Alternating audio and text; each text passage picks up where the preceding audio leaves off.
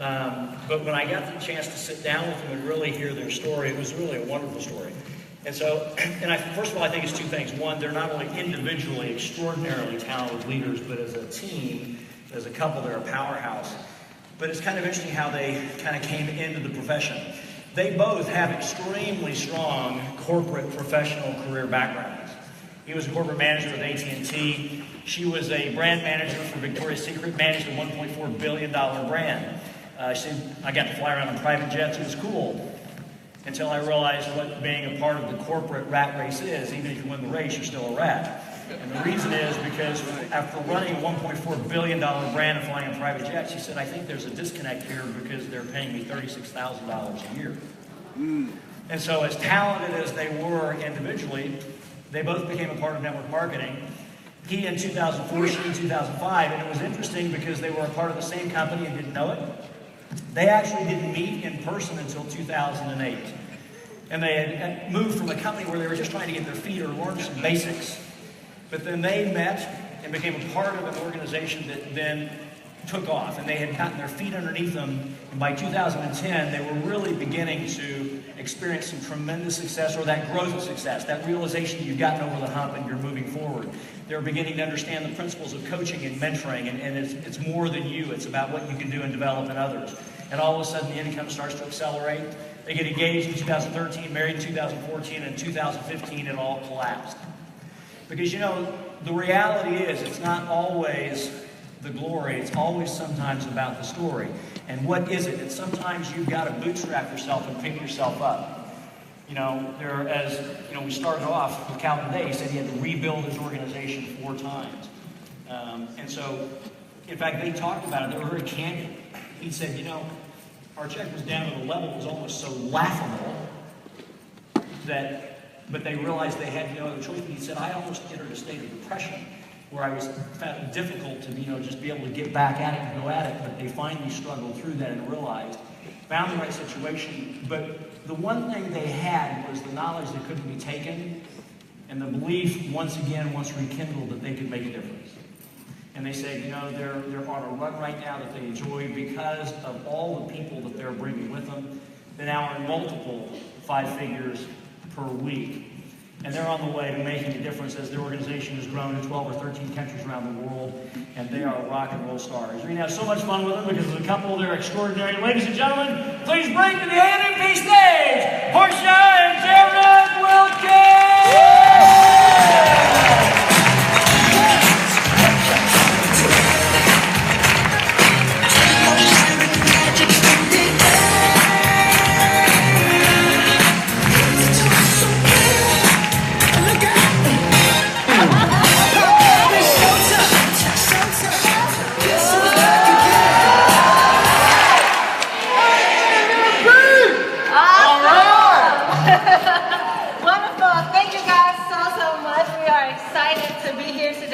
For those of you who don't know, my name is Porshea Wilkins from Houston, Texas. Anybody from Texas in the house? Woo! All right. We might be cousins. How you doing? Today is so exciting. When they asked us, last year we were here, we were sitting in the audience, just like you guys, enjoying the stories and connecting with everyone as well. And then, this year when Lisa Grossman, shout out to Lisa, and our prayers are with her and her husband as he gets better. But she asked us to come and speak this time. And so, of course, we were excited that we made it here today. Our flight landed here today. If you take your notes, write down the word flight, please. When my husband speaks, he'll share with you what that means. And so, our flight landed here today, and we're just excited to be here to see familiar faces. Some of y'all can see this light is really bright, but I believe that there's no distance in the heart, and we'll be able to connect here today. When they asked us what we wanted to talk about and if we had a PowerPoint or anything, man, my husband and I, when we get together, we just do our thing. We just flow. Because I want to be able to just connect with you. And can we just have a conversation today? Is it all right if I share with you my story? Yeah. Our story? How about that? So, as he mentioned in the introduction, my background is in corporate America. And so when I got started in network marketing, I realized that there was really nothing wrong with me like my boss told me it was. And she was like, something's wrong with you. What's wrong with you? And then I got involved in network marketing. I'm like, I'm not the problem. You are. me, you know, who suffer from this condition. I don't know if some of you guys have it. It's called boss-itis. Like, I'm just allergic to them. They just do something to me. And so getting involved in network marketing completely changed my life. Quick backdrop of how my husband and I met. He inboxed me on Facebook. Hey, you there? And I'm like, yeah. And he's like, I'm getting ready to launch a big project. Would love for you to come out and check it out. And I said, okay, sure, no problem. And how do you guys know that whatever it is you're going through something, in this industry you are taught, you are conditioned, you are drilled and trained to never show what you're going through. Yeah. You always have to have your best foot out at all times. You could be living in your car, but you walk into that briefing or that presentation in someone's home, or you get on that conference call and it's showtime, baby. You just automatically click on.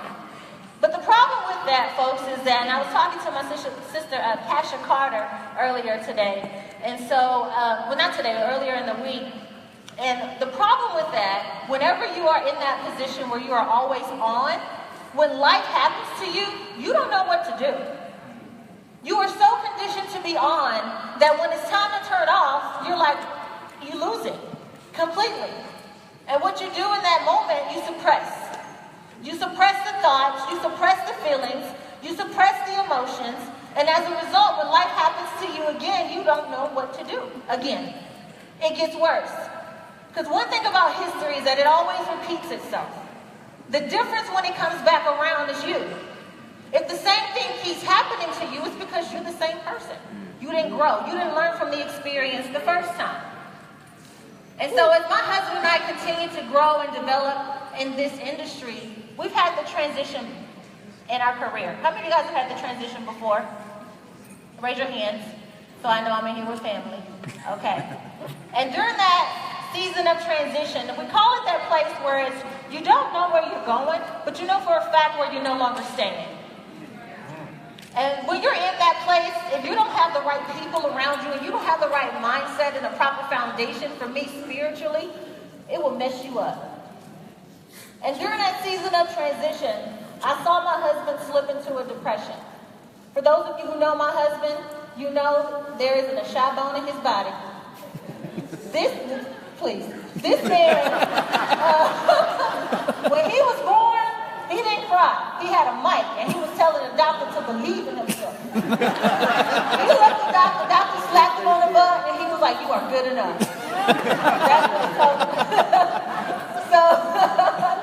So to see him go through that season where he was literally, guys, on the couch in our living room, scrolling through his phone with the blanket up to his neck, just doing this with his thumb, not wanting to talk to anybody, not wanting to go anywhere. Motivate who? For what? I don't care. I'm done with this industry. It's a wrap. The reason being is because when you go through that season of transition, you realize who your friends are and who your friends are not. Yeah, right. You realize who really has your back and who's trying to stab you in it. Yeah, vegan. I just got to tell the truth here today, folks. All right.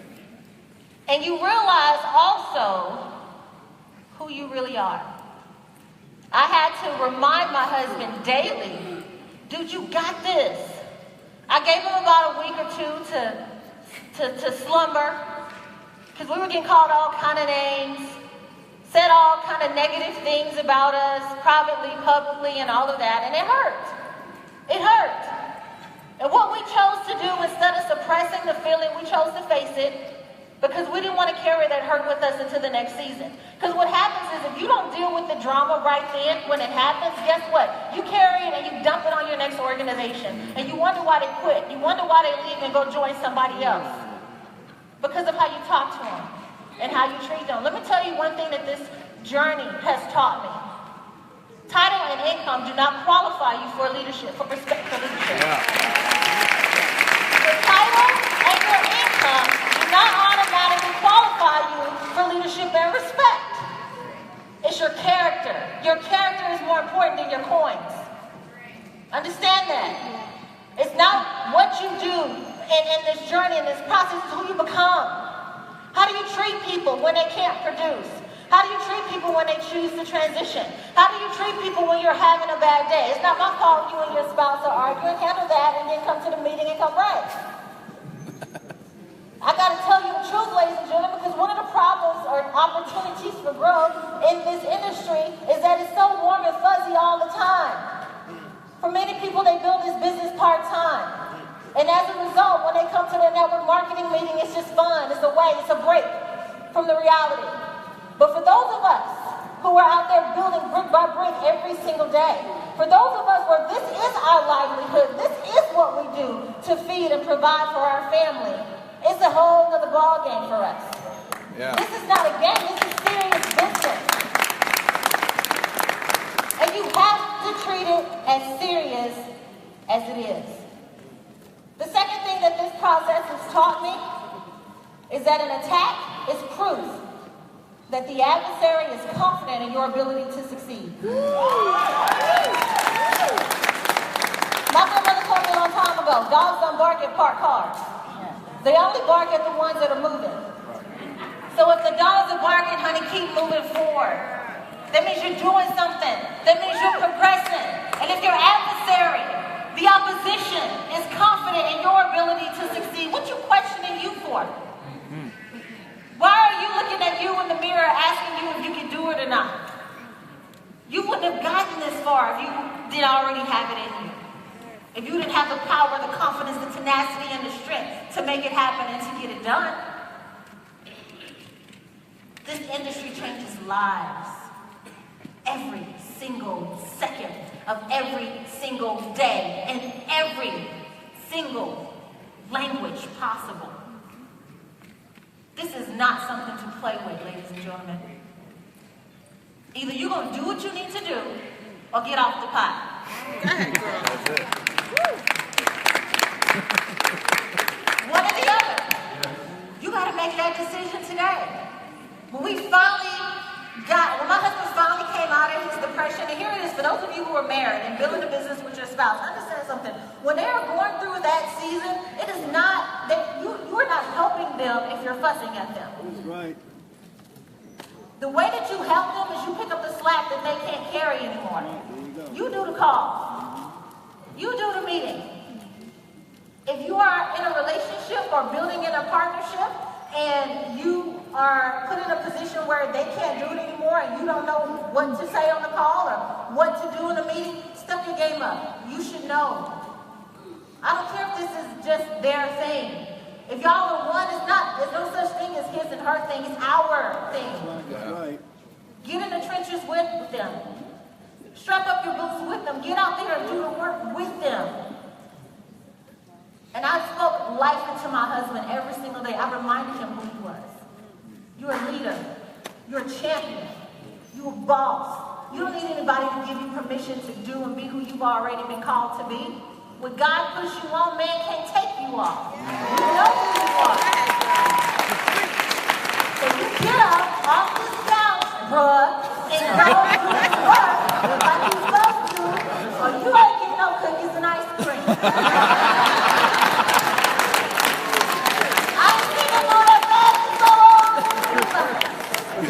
Ready to go do a call. No, I'm serious. But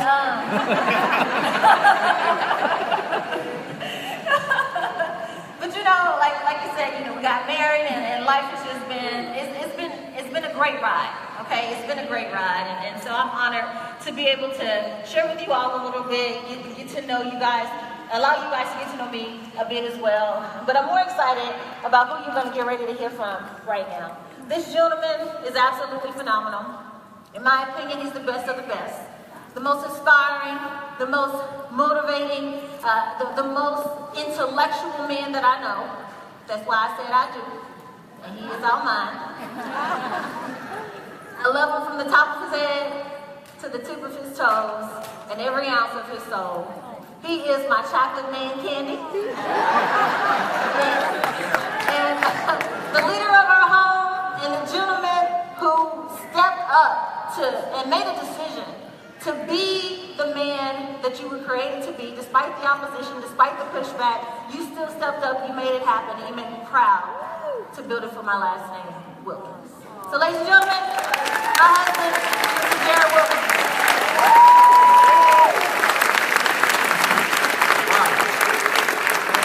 Intentional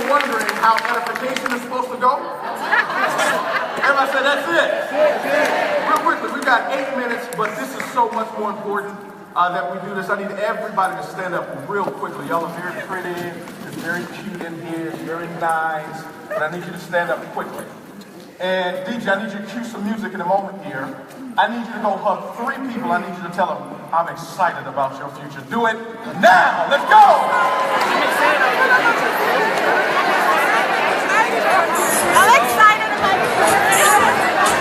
I'm excited.